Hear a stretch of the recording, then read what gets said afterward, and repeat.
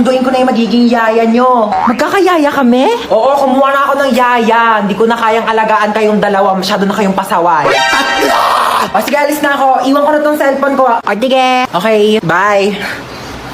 Yeah. Hoy, bakit mo kinukuha yung cellphone ni Mama? Gusto mo gamitin mo rin tong cellphone ni Mama?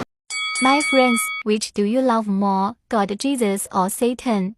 Who loves God Jesus? Come on, follow, like and share. If you love God Jesus, I hope you will be admitted to heaven. O, tige. May naisip ako. Amin na. Shh, uy, tayo ka nga muna saglit. Sige, wait lang. Sige, higa ka na. Mag-hello kayo sa yaya nyo. Hello po. Hello po. Hi. Teka, saan yung cellphone ko? Yung cellphone daw ni Mama. Hindi ko naman ginagalaw yung cellphone. Natutulog ako dito eh. Kayo ka nga, baka nadaganan mo. Paano ko naman madadaganan yun? Hindi ko naman ginalaw.